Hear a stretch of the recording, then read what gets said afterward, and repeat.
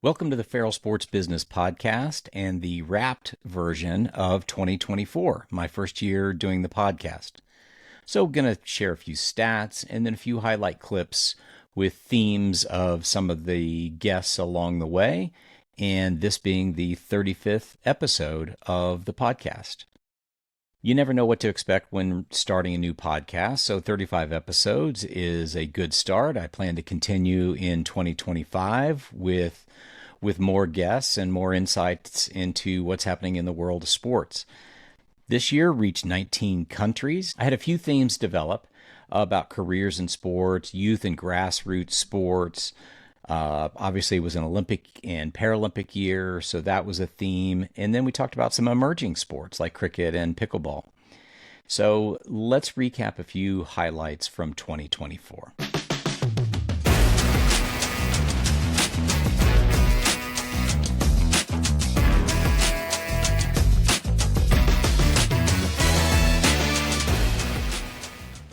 I appreciate everyone who's tuned in to the Farrell Sports Business Podcast this year, whether watching on YouTube or listening in various podcast places. And so some of the top episodes of the year on audio, whether that's been Apple Podcasts, Spotify, iHeart, or directly on my website at farrellsportsww.com. One of the big themes that developed through the course of my podcast matches up with what I do on TikTok, where I have advice for people who want to work in the sports business.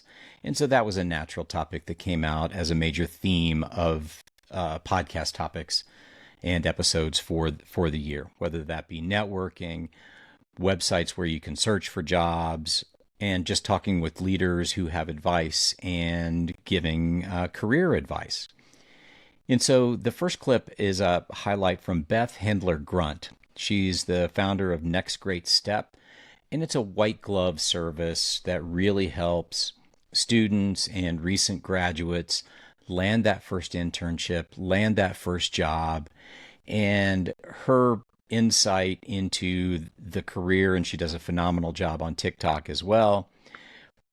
But she made the point of so many services are out there to help people get into a good college. Her services caters to how do you help students get out and go and land that first big gig. And so we talked about sports and some of her services in that episode. A lot of universities are not interested. Career services is not a revenue generating function in a lot of schools. It's also not required for accreditation to graduate. So when you have a combination of people think either they have it under control or they don't care if it's not that great, because sometimes a lot of schools just think their goal is to educate, is not to get a job. Now, yes, you're hearing more shifts about that, but there's some very much ingrained philosophy in education and university settings about how to move forward. They just think they have it under control. And I saw what was happening even in the tutoring market, where parents, pay a lot of money or just, for SAT, ACT, college advising. I said, you know what? I think people not only need help getting into school, they need help getting out. And that I really just started targeting parents and families. And that's, what has really worked for us. Another really interesting one was the life of an executive recruiter, but this one was a little bit different. Kenita Lewis started the AdNet Group, which is a recruiting firm that works on multi-sport events and larger scale hiring events where you're hiring a ton of people. And she gave us a lot of insight on how to get a job working at the Super Bowl Experience in 2025 in New Orleans. So she also focuses on diversity in recruiting. But this was a popular one because it literally gave people a link and a way to get jobs working at the Super Bowl Experience. Kenita, where can people find these Super Bowl Experience jobs? Where can they find you? Yeah, so my website is theadnetgroup.com. So the position is posted there. So you can go there and apply. It's really easy. We're on pretty much every social media outlet. LinkedIn, we have a nice following. So the AdNet Group is a LinkedIn company page. So that's out there. You can find us there. I am personally also on LinkedIn, love LinkedIn. So I'm Kenita Lewis. You can look me up there. We are on TikTok. I think I was talking to you a little bit. I don't do as much on TikTok, but we do have a presence there. But you can follow us also on Instagram, and that's at the Adanet Group. Another longtime executive in sports, is now with General Sports Worldwide, and one of the founders of the Clubhouse Careers is Lou DePauli. And Lou just has an incredible background and resume of working in C-level positions, from the Mets to the Pirates to the NBA, and just really gets asked by students and job seekers for advice a lot, and just dove into this segment of the interview talking about the culture of paying your dues in sports and what's that like today. It was a pay your dues era. Sure. Is that changing at all? Do you still see some of that in the sports world? Absolutely. Absolutely. It's not quite the same as it was, back when we were both starting, years ago, where, you were paid minimum wage. Maybe you were locked in a room, in a sub basement somewhere, with a telephone and some lead cards, picking up the phone. It's advanced a little bit since then, which is good. But, you still have to put in your dues. If you're looking to get an entry-level job in sports, you're not going to walk in as the vice president of marketing. You're going to have to get your start off doing a bunch of internships, working your way up, maybe getting a full-time job selling tickets or working in the marketing department or on social media, and then just building your career and your network from there. But it's still the same, just the conditions are a lot nicer than they were when we were starting. There's free coffee now. And one of the top listens for the year, and on the YouTube channel as well, matter of fact, was Jeff Yoakum, and he's with Elevate Talent, and they do hiring both domestically and internationally, both in the U.S. and globally, for sports-related jobs. And one of the more fascinating topics that we talked with Jeff is about trends in sports and sports hiring, and a very strong focus on data analytics and the growth of that segment, with jobs working in the sports industry. From my seat, I don't see the long line that used to be waiting outside the door for jobs, in ticket sales to jumpstart your career in sports. I mean, the Game Face Academy, I worked there, 2002 to 2013. I was leading a search division within a company that helped people get their first job in sports. And now a number of those people are now presidents of teams and running really big operations. And by the way, they started in ticket sales. I don't know that business exists today. I don't, in terms of an organization that can, develop entry-level talent to take their first job in sports. At the end of the day, this industry for young people, I think, lands differently. And part of it's clearly consumption. Another key theme that developed was youth and grassroots sports. As many of you know, if you listen to this podcast on a regular basis, I try to really diversify beyond just NFL and NBA and MLB and NHL, and just really talk to people that work in the sports business that have other aspects there to their career beyond the major professional sports leagues in the country. And so Megan Latham is the CEO of the Colorado Springs Sports Commission, here where I live in Colorado Springs, Colorado. And the business of attracting events to, in this instance, Colorado Springs, can be very meaningful. And so she talks about the Sports Commission funding model. I will take a moment to talk about the LART tax. This is the Lodgers Automobile and Rental Tax. So anytime you stay at a hotel or rent a car, you know when you're like checking out and you're like, what is this fee? What is this fee? What is this fee? Well, every city has an additional fee added on, and it is in Colorado Springs, it is 2.5%, which is actually very low compared to other markets of our size. So if you were to come to Colorado Springs, have an awesome time, stay at a hotel, you are charged 2.5% at the end of that, and it goes into a bucket. And this bucket of money then is used by the city to help bring these outside events into Colorado Springs. So that's where our piece of the pie comes from in regards to pulling these outside events in. So again, every city is structured a little bit different. That's how it works here in Colorado Springs. Then that $52 billion number I talked about, Jason Gewertz, he's the president of the sports division of North Star Meetings Group and the executive editor and publisher of Sports Travel Magazine, also hosts his own podcast. And that company really looks at the industry of sports and sports travel and the economic impact and what events are going where. And he just talked during our podcast interview about really whether there's such a thing as being recession proof with sports and youth sports. And is it one of the last things for families to cut? I always felt that youth sports were somewhat recession proof, meaning as a family, I'm probably going to cut other things before I cut my kids' activities. Do you find that to be the case? What's your thought there? I absolutely do.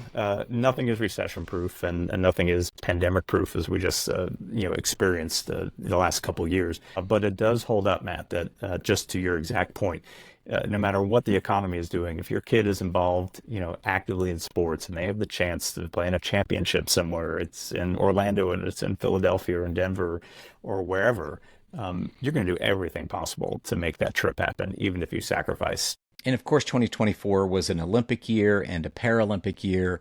So I obviously had some topics revolved around that. And I would say not just NBC and Team USA, but I felt like Paris was a revival of the Olympic movement in general, and really just sets up the Olympic and Paralympic movement great for upcoming games in Milano Cortina in 26 for winter, and Los Angeles in 28, and a future Olympic Games in Salt Lake City in 2034 as well. So I think the Olympic movement is positioned as well, if not better than it has been in decades.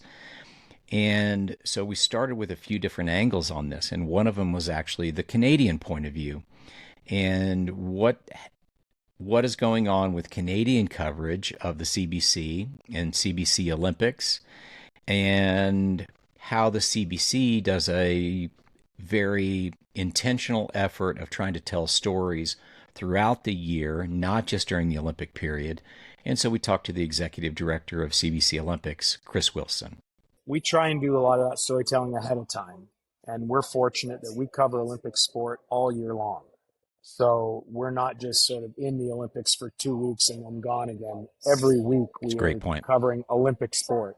So we're trying to make sure that we're introducing these athletes to Canadians week in, week out, ongoing basis, so that they used to have a slogan around here. We don't use it as much, but it's still true. We don't want Canadians to learn about a great Canadian athlete when they win a medal.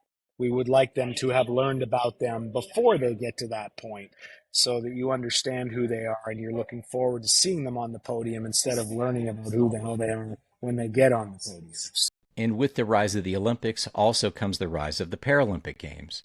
And you're starting to see more Paralympic athletes be featured in advertising and promotions for sponsors, the games themselves. And so I wanted to get that perspective of what's going on, how are our corporate partners investing in and utilizing Paralympic athletes as a part of their coverage of the Olympics and the Paralympic Games. So I talked to the Paralympic athlete, Danny Arovich.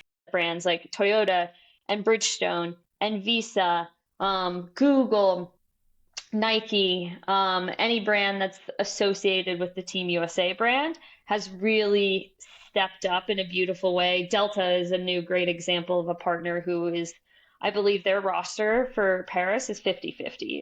And so it's been really cool to see that happen. And the people who have that buy-in to Team USA already, they get it. Like, they see the power of partnering with athletes with disabilities, because I think it also just helps broaden more interesting conversations behind the scenes of their own companies.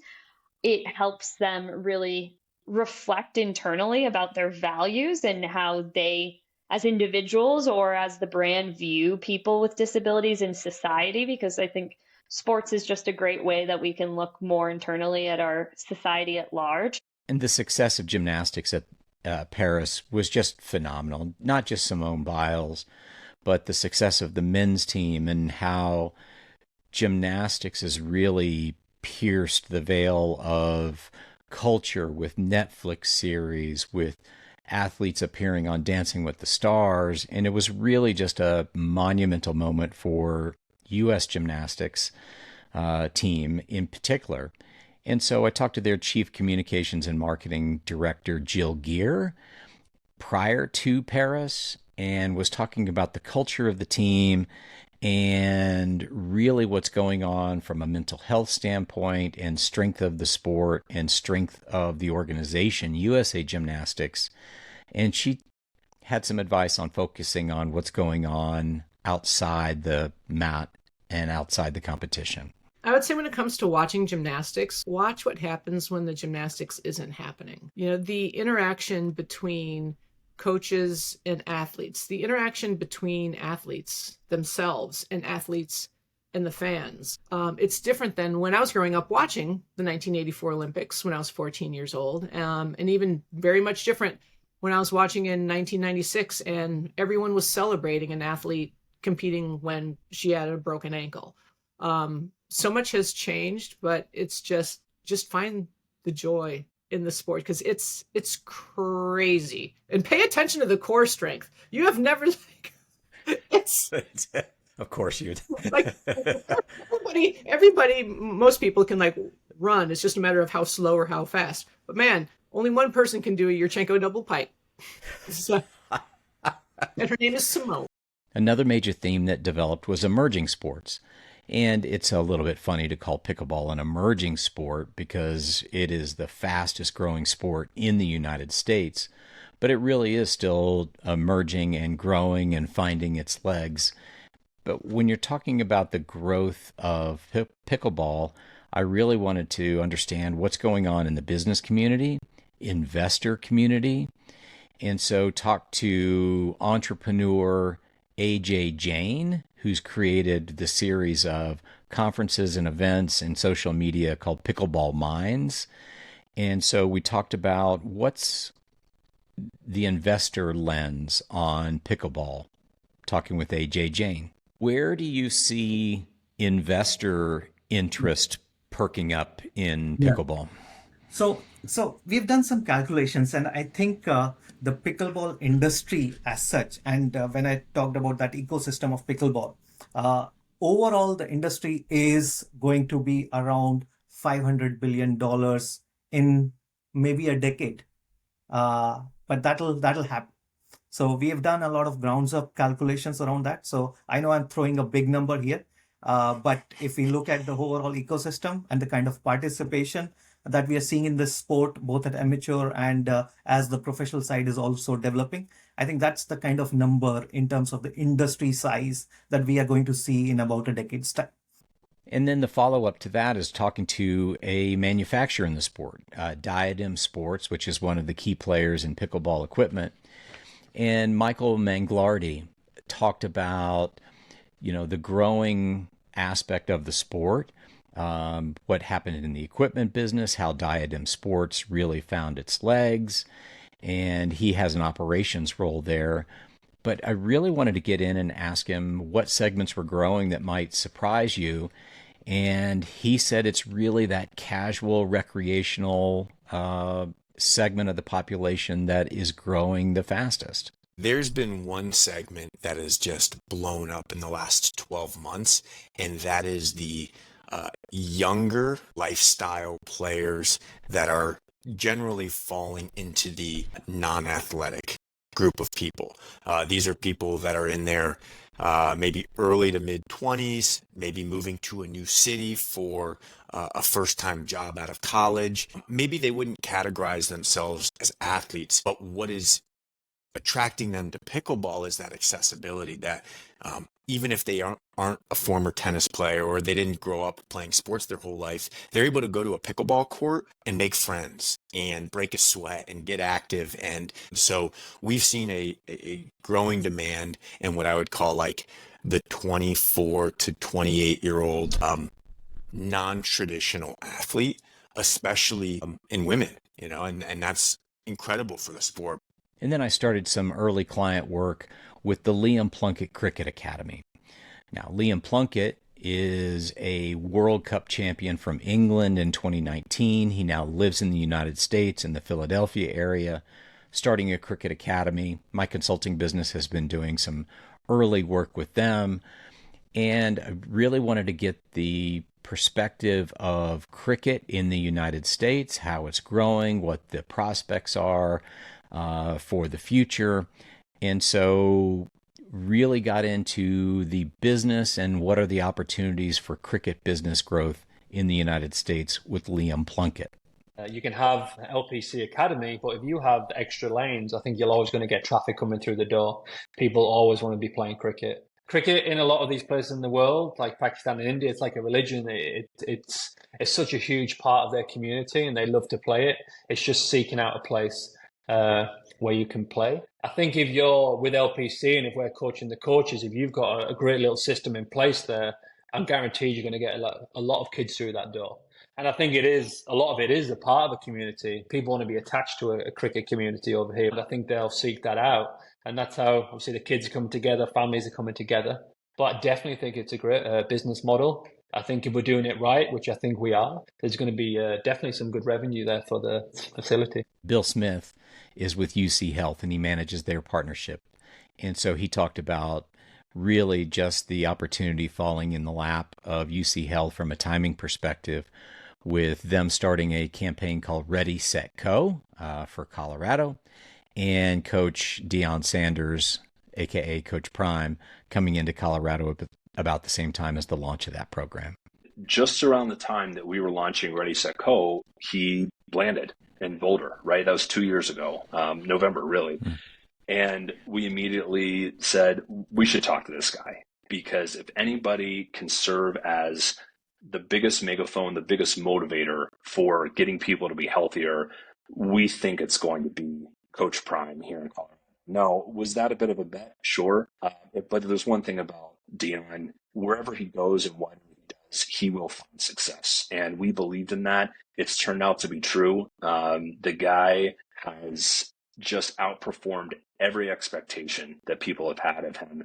And for him to be that face for us on an initiative to get people to be healthier, what a great fit. And it seems like this year, no topic on sports is complete without the mention of Taylor Swift. And so I talked with Brian Baslow about ticketing and hospitality, and he mentioned what is now a real thing about the impact on tickets and hospitality called the Taylor Swift impact.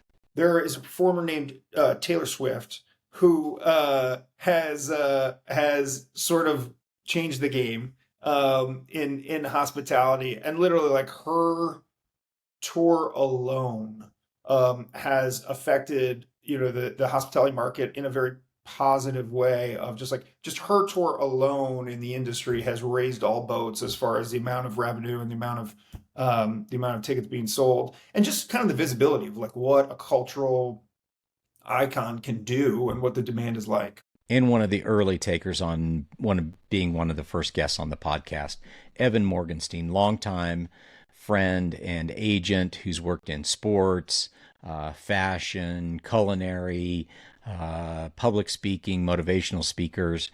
And Evan had a great insight on really being an advocate for athlete rights and the concept of standing up for yourself. You have always had the reputation of being the biggest defender of athletes and their rights. And I would say it seems more than a job. That was in your soul. Where did that come from? You know, my dad was a teacher in the South Bronx, and he got screwed over for being principal about 7 times. And I saw very early on that if you don't stick up for yourself, nobody's going to do it for you. The system's not going to do it for you. Nobody cares. And I don't know, it just got instilled in me. I always had a chip on my shoulder.